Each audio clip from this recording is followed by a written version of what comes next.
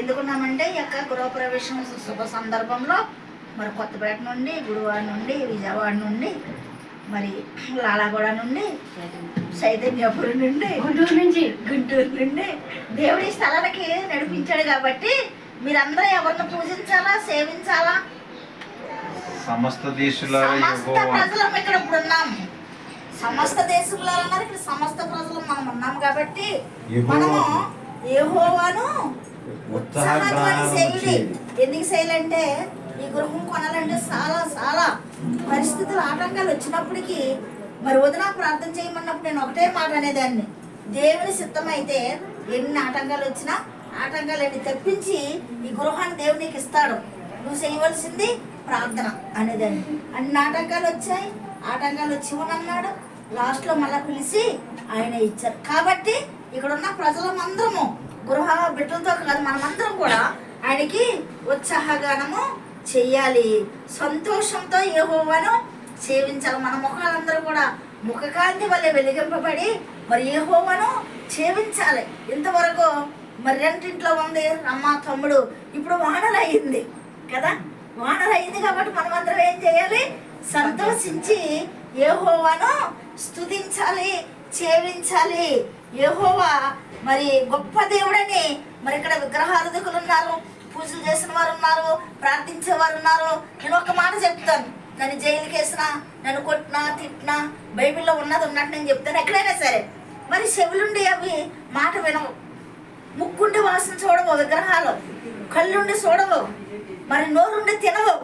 అవన్నీ కూడా మన యొక్క చేతులతో మనం చేసుకున్నవే, మట్టితో చేసుకున్నావు. కాబట్టి మరి చేతి పనులే. కాబట్టి మనము అలాంటి వాటిని కాదు, కానీ సత్యమైన దేవుణ్ణి, మరి నిత్యమైన దేవుణ్ణి, మహోన్నతిని మనము ప్రార్థించినప్పుడు నీకు ఏ సమయంలో ఏది అక్కరగా అవసరం ఉందో అవన్నీ తీర్చే దేవుడు. కాబట్టి మనము నిజమైన దేవుడని ఈ గృహప్రవేశం సందర్భంగా వచ్చిన బిడ్డలందరూ, అక్కలు, చెల్లెళ్ళు, తమ్ముళ్ళు, మరి మీరందరూ కూడా ఈ సత్యమైన దేవుడిని తెలుసుకుని మరి ఆయన్ని ఎద్దకు వచ్చి ఆయన సేవించాలి. కాబట్టి గొప్ప కార్యాన్ని మరి తమ్ముడికి రమాక దేవుడు చేశాడు. కాబట్టి ఇక్కడ ఉన్న ప్రజలందరము, బంధువులము, ఫ్రెండ్స్ అందరం కూడా యెహోవాను సేవించాలి, ఉత్సాహధ్వని చేయాలి. అంతేకాదు ఆశగల ప్రాణాన్ని ఆయన తృప్తిపరుస్తానన్నాడు. ఆశగల ప్రాణాన్ని నేను తృప్తిపరుస్తానన్నాడు. 107లోనే ఉంది, 107 దావీదు కీర్తనలో ఉంది. నేను ఆశగల ప్రాణాన్ని నేను తృప్తిపరిచే దేవుడు, నువ్వు ఏది అడిగితే నేను అదే ఇస్తాను, కానీ మరి నీకు అవసరం లేదు నేను ఇవ్వను. నీకేది మరి 107:9 మరి ఆశగల వారి మరి యొక్క ప్రాణాన్ని నేను చదవమ్మా.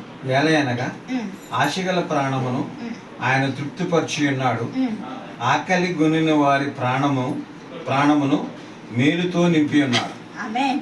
ఇదొకటి తినాలి. మనము ఆశ కలిగి యథార్థ హృదయంతో ఆయన ఎంతో భయభక్తులతో మనం ఎప్పుడైతే చేతులెత్తి ప్రార్థిస్తామో ఆశగల ప్రాణాన్ని దేవుడు తృప్తిపరిచే దేవుడు. అంతేకాదు ఆకలి కొనిన వారి ప్రాణము మేలుతో నింపు, మేలు కోరి ఆయన మేలులతో నింపే దేవుడు. అంత గొప్ప దేవుడు అండి యేసు ప్రభు. కాబట్టి మనం యేసు ప్రభువుకి దగ్గరకు వచ్చి మనం యథార్థంతో ప్రార్థిస్తే మనకేది కొదువు చేసే దేవుడు కాదు. రామగృహం ఉంటుందని ఎవరం కూడా అనుకోలేదు.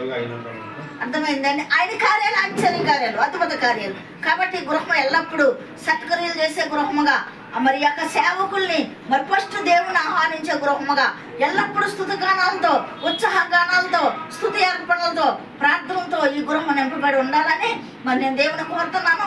ఎందుకనగా మరి తమ్ముడు రమ ఆశపడ్డారు. కాబట్టి ఎన్ని ఆటంకాలు వచ్చినా ఆశగల ప్రాణాన్ని తృప్తిపరిచాడు. మరి ఆకలితో ఉన్నవారికి మేలులతో నేను నింపుతానన్నాడు. మరి ఆత్మీయ ఆకల మరి లేకపోతే ఇహలోక ఆకలి అది అన్నది దేవునికి తెలుసు. కాబట్టి ఏ ఆకలి అయినప్పటికీ ఆ ఆకలిని నేను తీస్తానన్నాడు. కాబట్టి ఇదేనన్న మరి ఈ కుటుంబాన్ని మరి పిల్లల తరాలు 7 తరాల వరకు దీవించి ఆస్వాదించి మేలులతో నింపి ఇంకా ఏది మరి ఇంకా అమెరికాలో కోట్లతో కూడా ఇల్లు కొనబోతున్నారు. చిన్న పండు కూడా మరి అక్కడ కూడా గృహాలు కొంటున్నారు బిడ్డలు. మరి ఇక్కడ కూడా ఇంకో గృహం కొంటుంది రమ, అది ఇస్తున్నాడు దేవుడు. మరి అలాంటి దీవులతో ఈ కుటుంబం దీవించబడాలని, మేలులతో ఆశీర్వదించబడాలని మరి దేవుని కోరుతూ ప్రార్థిద్దామండి. చిన్న ప్రార్థన చేస్తానండి. మహాపరిశుద్ధుడా, మహోన్నతుడా, మహాగణుడా ప్రభువా, నువ్వు ఇచ్చిన వాక్యాన్ని బట్టి వందనాలు. సమస్త దేశములారా నన్ను స్తుతించుడి, ఉత్సాహగానం చేయడన్నావు. ఇదిగో సమస్తమైన ప్రజలము నేను ఇక్కడ సమకూడాము, నేను నిన్ను స్తుతిస్తున్నాము, ఆరాధిస్తున్నామయ్యా. నువ్వు చేసిన కార్యాలకి నీ కృతజ్ఞతాస్తుతులు స్తోత్రాలు చెల్లిస్తున్నాం. 103 దావీదు కీర్తనలో ఉన్నట్టు నువ్వు చేసిన మేలులు మర్చిపోకుండా ప్రభా ఎల్ల వేళలా స్తుతులు స్తోత్రాలతో ఈ కుటుంబం ఉండటానికి సహాయం దయచేయండి అయ్యా. మేమేమిచ్చినా నీ రుణం తీర్చలేం ప్రభా.